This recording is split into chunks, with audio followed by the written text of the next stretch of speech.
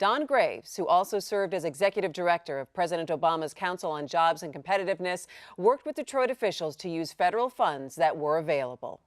A little mind-blowing, the nature of the progress that's been made in just the last 9 months. When we came into the city, we were looking at the issues facing the city of blight, of public safety, the issues of less than stellar economic development. And frankly, through the strong partnership of the mayor, working directly with the emergency manager and with the state, they started to turn things around. So it's made my job a lot easier. But as you said, my job is a little bit transitional, if you will, as we see the issues that are going on the ground, trying to respond to those issues and provide the support that we can. And some people may not even realize that there is a liaison from Washington here working with Detroit. So your role in basically trying to say, look, this is how the government can help, because we've repeatedly heard from the Obama administration there's not going to be a bailout for Detroit, so to speak. So how do you give help, but it's not a bailout? Well, it's a good question. I think the president has made this clear, and everyone across the administration values the commitment that we're making to the city. Yes, we're not providing a bailout, but there are a whole range of other things that we can and are doing to help the city to deal with its challenges.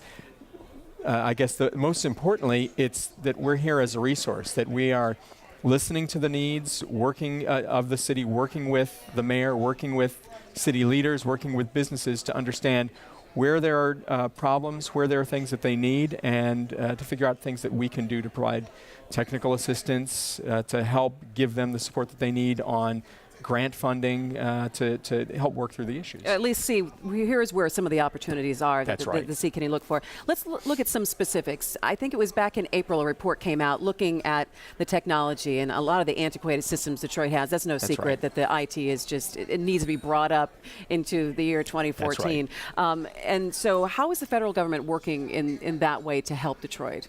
Well, we convened a tech team to come into town and meet with a whole range of folks in the tech community, in the city, to better understand the challenges of Detroit.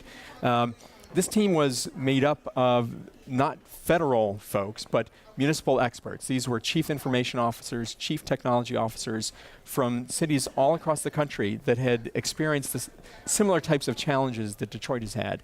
They came in and spent a few days working with folks in the city, making an assessment, and then, as you pointed out, they provided a report in April on their recommendations. And the very first recommendation that they made, actually, it was the week that the mayor took office.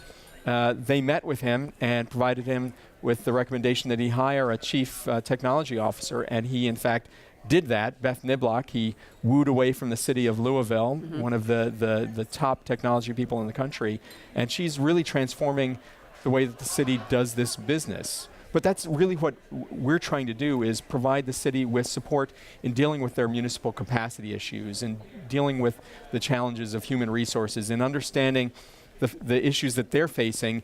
And we may not have funding that we can provide them, but there are other ways that we can support the city. Point people in the right direction anyway. That's right. Before I let you go, I have to ask about blight. This week that report came out looking at $2 billion it could cost to remove the staggering amount of blight that is in the city of Detroit. So then the next question is, people say, where are you going to find that money?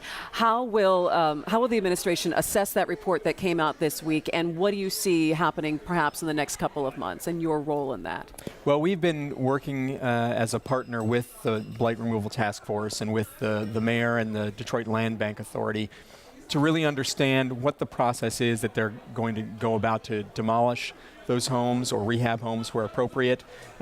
We've already provided a substantial amount of seed money, if you will, to get at that blight removal.